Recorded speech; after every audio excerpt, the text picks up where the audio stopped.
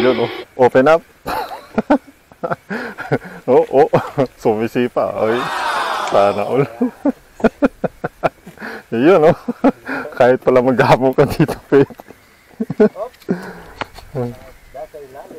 Oh, may isda na daw, oh. Madadali natin yan. Alright, alright. What's up mga ka-angler? Welcome sa isa namang fishing session. So ngayon ay September 29. Alright, at ayun na, full moon kagabi. So subukan pa rin namin mag-fishing kung may madadawi kami, kasi sabi ng mga matatanda, pag maliwanag daw ang buwan, ano guys, medyo mahina ang dawi. Ang theory kasi is pag full moon, actively feeding yung mga isda sa gabi kasi maliwanag. So pagdating ng umaga, medyo busog na sila. So malamang hindi na sila gaanong dadawi. Pero tignan natin guys kung totoo nga ba. At ayun na nga guys, kasama natin si Mac Fishing TV. Good morning, master. Ayun na, magdadrop na siya. At as you can see, sana all may payong. Asensado. Asensado guys, timpang kabuhayan mga ka-angler. So andito kami sa depth na nasa 70 or 80 na siguro to, kasi medyo na-drift na kami. So magdadrop na siya, tignan natin kung ano yung mahuli niya.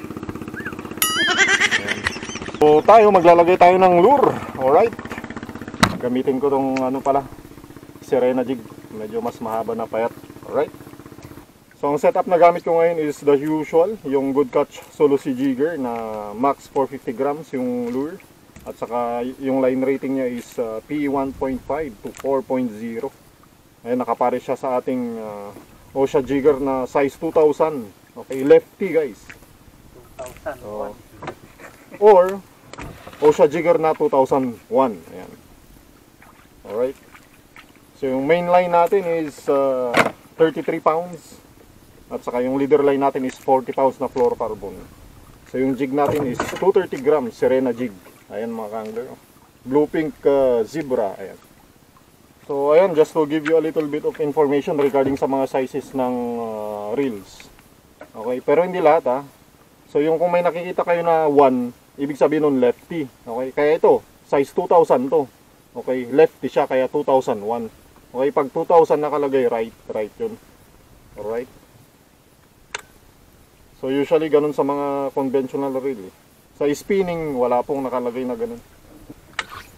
So ayun mga ka-angler, naka-setup na tayo. So ano pa nga ba, di maghulog na tayo. So stay tuned lang kayo dyan, let's go!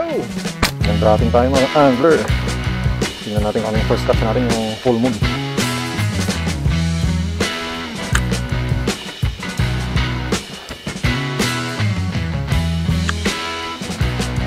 So umpisa namin sa mababaw kasi ang agos namin. Paglalim. Yun, no? Fish on si Mac Fishing TV. Maliit lang daw. Pero ano kaya yan? Mukhang paborito niya ata, barakuda. Malikot daw eh. Red lapo. Red lapo yan, paglapo yan.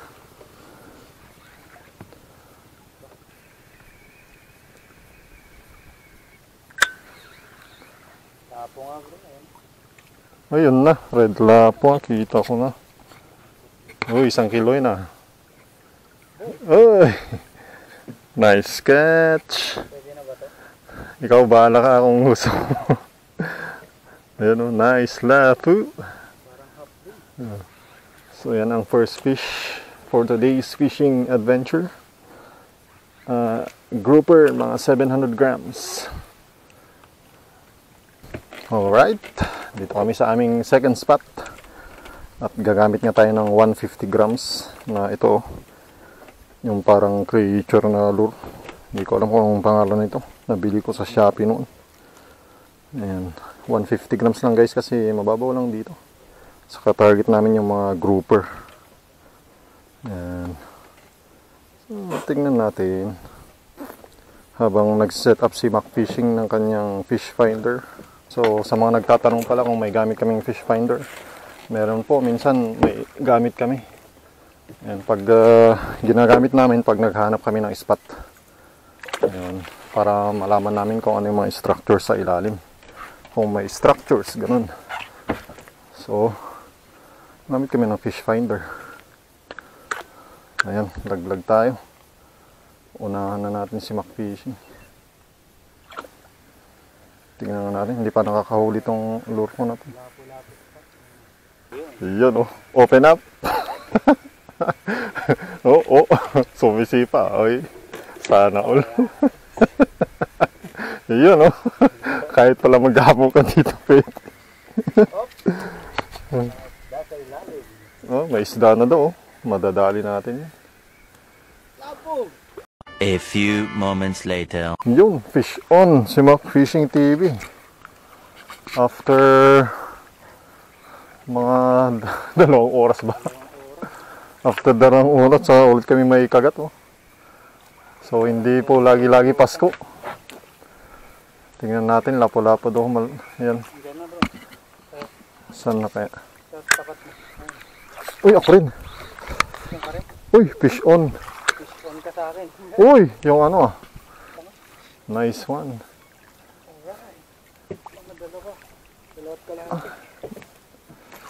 Nice, baby. Ayun, fish on guys. Right. Sa ilalim. Uy. Uy. Mukhang 1 kilohin na grouper. Uy. Uy. Ayan na, sa wakas. Ang dami kong short bite ngayon guys ah. Mga 3 ng short bite. Hindi nakukuha yung lure ko. Uy. Ito kumapit. Mukhang ano ta. Medyo may size konti. Fish on! Sa wakas! After 3 hours, may kumapit din. So talagang medyo mahina yung dawi ngayon guys. Hindi sila ganong nagkukumit. Pa isa-isa lang. 3 hours, 3 isda. Yan na, malapit na. Ayun o. Mga 2 kilohin na. Yun, nice. 1 kilo mahigit. Ayun na nga mga ka-angler, ang ating nailand na isda. After 3 hours, 3 short bites. Sa wakas nakaland tayo ng grouper. Alright, red grouper. Good size talaga. Lawas-lawas pa yung bitukan nyo. Yun o. Yay! Alright. Red grouper na naman tayo. Champion! Lagay na natin sa mahiwagang baul. So i-check din natin tong nahuli Mac Fishing. Ayun o, laki. Mga 2.5 na brown grouper.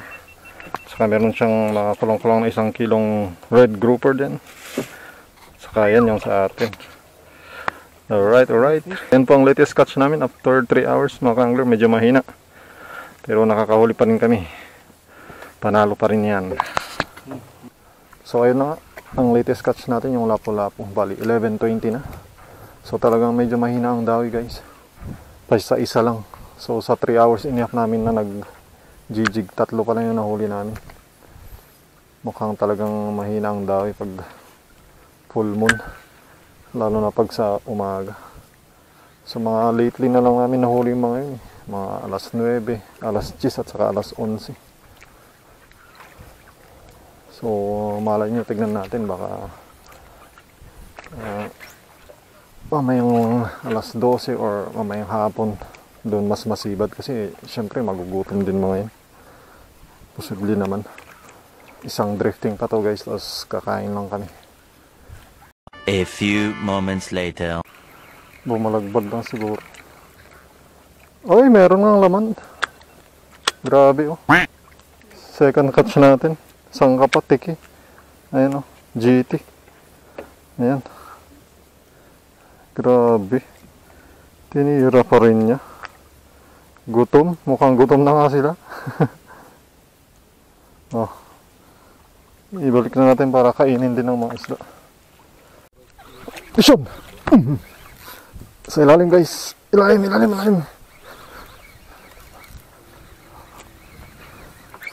Yan na. Mukhang ano rin to. Grouper na naman mga ka-angler. Last drop na eh. Kasi kakain na kami. May humabol pa. Buti na lang. Nag-last drop pa tayo. Malikot ah. Saan ka na, boy? Yun na, last line. Uy. Sumisipa-sipa. Hindi kaya rugso. Dog. Jobfish ata eh. Kaya to. Jobfish nga ata. Uy, jobfish nga. So yan mga ka-angler, ang ating latest catch. Yan oh. Gold band jobfish. Sarap to. Ayan, 1 kilohin.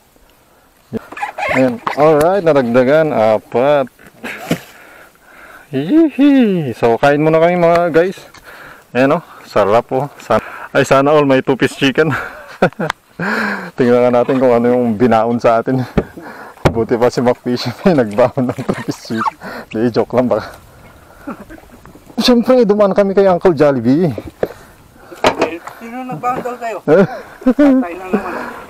Kayang nagbigti. Pag ganun. Ayan o. Wala kasing nakabukas eh na kakainan kaya mabibilhan. Kaya syempre, fast food muna tayo mga ka-anglers. Alright. Kanto ng Jollibee. Kain mga ka-angler. Ayun guys oh. Fish on. Si McFishing. Habang kumakain ako. Katatapos siyang kumain. May naiskanan siya. Ayan, naggulog siya yun. Red lapo. Red lapo daw. Uy, malaki lang nga. 1 kilo hindi na.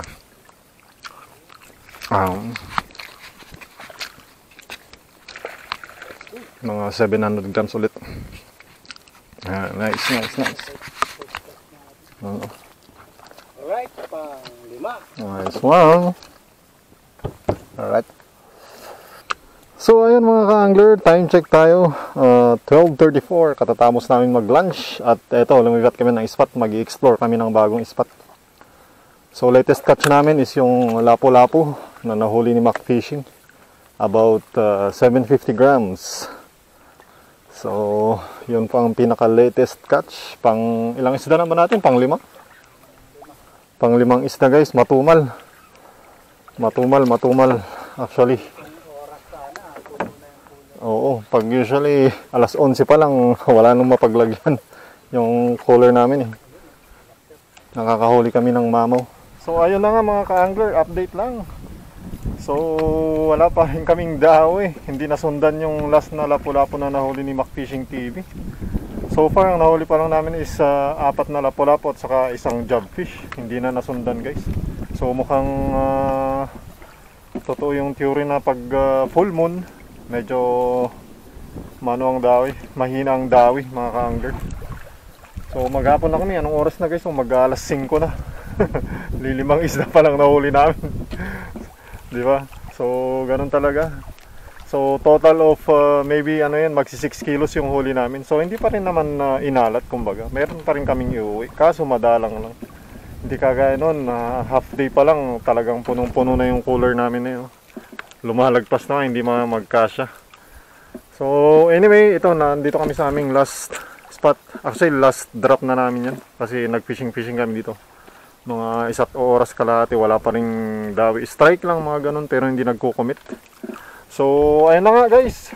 Kita-kits tayo sa susunod na fishing adventure. Until next time, fish be with you.